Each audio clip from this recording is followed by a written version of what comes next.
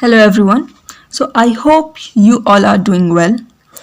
So from today we are going to start new unit that is blood and its constituents. Okay. तो देखो पहले तो मेरे video से आपको क्या क्या मिल सकता है। सबसे पहले तो एक तो यूनिवर्सिटी एग्जाम का जो भी नोट्स रहेगा यूनिवर्सिटी एग्जाम के रिगार्डिंग जो भी इंपॉर्टेंट टॉपिक्स हैं वो तो हैं ही इसमें। इसके बाद क्लिनिकल पॉइंट जो भी हैं जो कि मेन क्लिनिकल पॉइंट्स हैं। अभी अगर जो आपको यूनिवर्सिटी एग्जाम अगर आपने सिर्फ आपने आंसर लिखा है तो आपको 5 में से अगर 5 मार्क क्वेश्चन है तो आपको 3 मार्क्स मिल जाएंगे, ठीक है, अगर आपने सही आंसर लिखा है तो। लेकिन अगर आपने कोई क्लिनिकल पॉइंट लिखा है तो आपको 5 में से 4 या 4.5 देने के चांसेस बढ़ जाते हैं क्योंकि क्लिनिकल पॉइंट के एक्स्ट्रा मार्क्स मिलते हैं, ठीक है। तो ये भी मैंने मेरे वीडियोस में कवर किया। मेरे जो पुराने वीडियोस हैं जो जनरल फिजियोलॉजी के जो भी वीडियोस हैं उसमें भी सब में मैंने क्लिनिकल पॉइंट्स कवर किया है। इसमें भी मैं कवर करूँगी clinical points.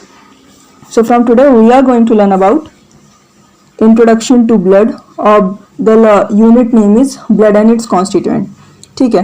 Blood and its constituent में जो सबसे पहला लेसन है वो है इंट्रोडक्शन टू ब्लड, ठीक है। अब जो इंट्रोडक्शन टू ब्लड है अगर इसकी बात करें, सबसे पहले ब्लड होता क्या है। ब्लड क्या एक फ्लूइड है, जैसे कि लिम्फ होता है, हमारी बॉडी में कई सारे फ्लूइड्स होते हैं, उसी में से एक होता है ब्लड जो कि मेन फ्लूइड अगर बोले तो मेन फ्लूइड कॉन्स्टिट्यूएंट जो है वो है ब्लड, ठीक है, जो कि हमारे टोटल बॉडी वेट का 7 to 8% बनाता है, which is approximately 5 litre in adult human, ठीक है। जैसे कि अभी हम हैं 21-22 साल के जो लोग हैं उसमें ये अप्रॉक्सीमेटली 5 लीटर होता है ब्लड, ठीक है। अब जो ब्लड के कॉन्स्टिट्यूएंट्स होते हैं, सबसे पहले ब्लड का 45% फॉर्म्ड एलिमेंट्स के थ्रू बनता है और ब्लड का 55% दैट इज 55% प्लाज्मा से बनता है, ठीक है। प्लाज्मा फ्लूइड है, इसके बारे में हम बाद में बात करेंगे। सबसे पहले आता है फॉर्म्ड एलिमेंट। फॉर्म्ड एलिमेंट में क्या क्या है, erythrocyte, leukocyte, thrombocyte. Erythrocyte RBC, ठीक है, ल्यूकोसाइट डब्ल्यूबीसी, थ्रोम्बोसाइट प्लेटलेट्स। अब जो एरिथ्रोसाइट है उसका मतलब क्या है, आरबीसी। आरबीसी मतलब क्या है, रेड ब्लड सेल, ठीक है। अब जो रेड ब्लड सेल है, रेड ब्लड सेल नाम से पता चल रहा है रेड, रेड मतलब क्या होगा, लाल कलर का होगा, सिंपल, ठीक है। दूसरा है ल्यूकोसाइट्स। ल्यूकोसाइट कलरलेस होते हैं बेसिकली, तभी इन्हें व्हाइट ब्लड सेल्स बोला जाता है। अब अगर हम सबसे पहले बात करें फंक्शंस ऑफ ब्लड के बारे में, ठीक है। ब्लड के कुछ फंक्शंस होंगे ऑब्वियसली, क्योंकि हमारी बॉडी में है, अगर हमारी बॉडी में है कोई चीज तो यानी उसका कुछ ना कुछ तो फंक्शन होगा ही। सबसे पहला जो मोस्ट इंपॉर्टेंट उसका फंक्शन है वो है ट्रांसपोर्टेशन का, ठीक है। ट्रांसपोर्टेशन किस चीज का, ऑक्सीजन का to tissues from pulmonary system. अब जो पल्मोनरी वर्ड है ये बेसिकली हम यूज करते हैं लंग के लिए, टर्मिनोलॉजी है, ठीक है। So it helps in oxygen transportation to tissues from pulmonary system. दूसरा न्यूट्रिएंट ट्रांसपोर्टेशन के लिए भी हेल्प करता है, हार्मोनल ट्रांसपोर्टेशन के लिए भी हेल्प करता है, ठीक है। इसके अलावा ये एक्सक्रीशन में भी हेल्प करता है as it take away waste products. Waste product क्या क्या है हमारी बॉडी में, एक तो है carbon dioxide, carbon dioxide from tissues. दूसरा है लैक्टिक एसिड, लैक्टेट, ठीक है, फ्रॉम मसल्स। अब मसल में लैक्टेट का फॉर्म होता है ड्यूरिंग एनारोबिक रेस्पिरेशन। रेस्पिरेशन दो टाइप के होते हैं, एरोबिक और एनारोबिक। एनारोबिक यानी कि ऑक्सीजन नहीं रहेगा, जब ऑक्सीजन नहीं है तब क्या बनेगा, लैक्टिक एसिड बनेगा यानी कि लैक्टेट बनेगा। तब जो ब्लड रहेगा एस ऑक्सीजन है ही नहीं, तो अब ये ऑक्सीजन के ट्रांसपोर्ट में हेल्प नहीं करेगा इस समय किसके ट्रांसपोर्ट में हेल्प करेगा, लैक्टिक एसिड के। इसके बाद होता है यूरिया के ट्रांसपोर्टेशन में हेल्प करता है, अमोनिया के ट्रांसपोर्टेशन में हेल्प करता है, ठीक है। दूसरा होता है इसका पीएच बैलेंस। अब जो हम पीएच जानते हैं नॉर्मली कि नॉर्मल रेंज क्या है पीएच का, एक तो न्यूट्रल होता है पीएच, न्यूट्रल 7 होता है, ठीक है। इससे ज्यादा हुआ तो बेसिक, इससे कम हुआ तो एसिडिक, सिंपल।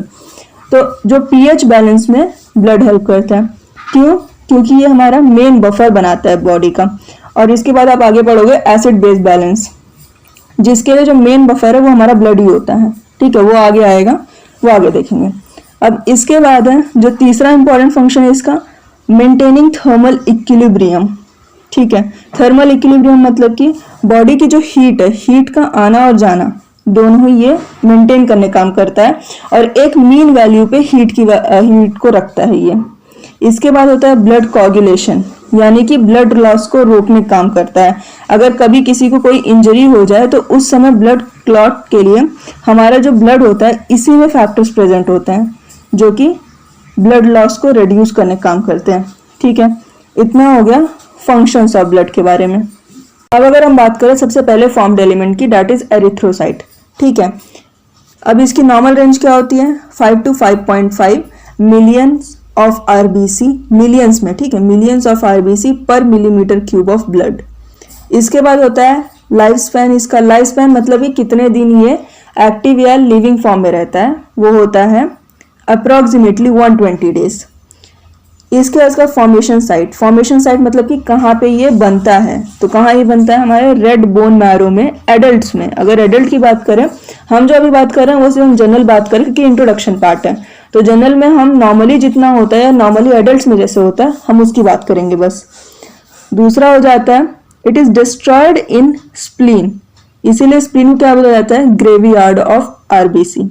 ठीक है, इतनी बात होगी इसके बारे में जो हमारे एमसीक्यू में आ सकता है। ये पार्ट एमसीक्यू में आ सकता है और वाइवा के लिए पूछा जा सकता है। मेनली ये वाइवा के लिए इंपॉर्टेंट है। प्रैक्टिकल में वाइवा के लिए नॉर्मल रेंज इसकी पूछते हैं आराम से, लाइफ स्पैन पूछते हैं, कहाँ बनता है ये भी पूछते हैं, कहाँ डिस्ट्रॉय होता है ये भी पूछते हैं।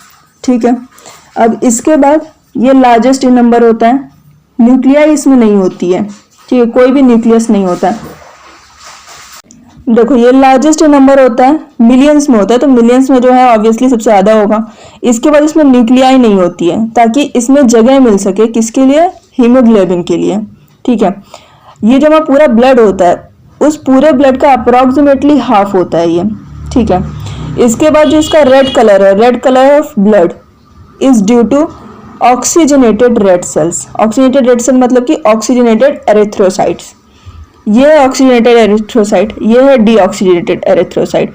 दोनों में क्या प्रेजेंट है फिलहाल, साइटोप्लाज्म में है, विच कंटेन्स हीमोग्लोबिन। ठीक है, हीमोग्लोबिन जो है वही क्या करती है, ऑक्सीजन को ट्रैपिंग का काम करती है। ठीक है,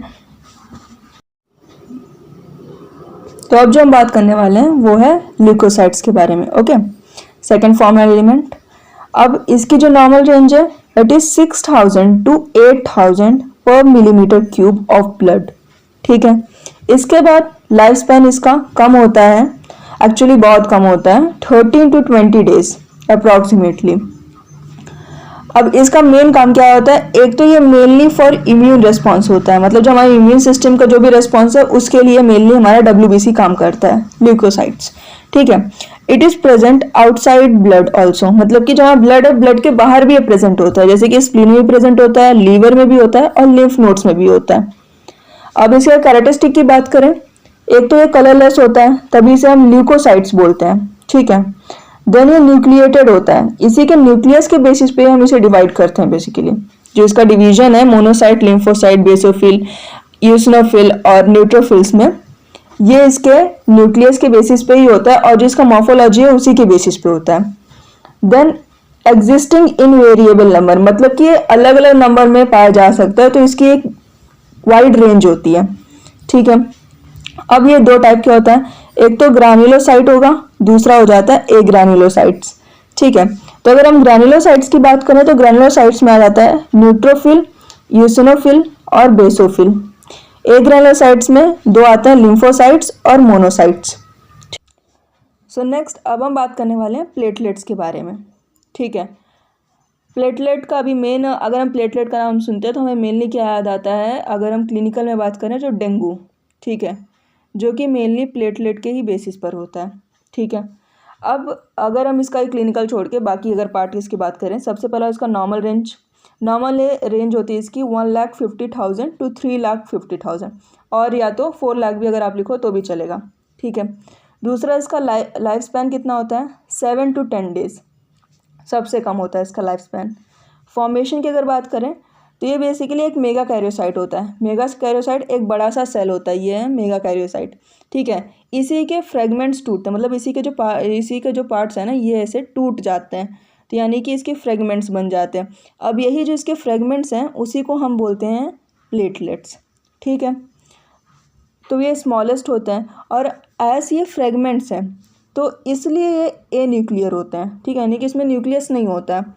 फिर इसके बाद इसका जो मेन काम है वो क्या है, it helps in stop bleeding by process of coagulation, यानी कि इसका जो मेन काम है वो है क्लॉटिंग का काम। ठीक है, so that's all for today. Thank you so much. Do like, share and subscribe.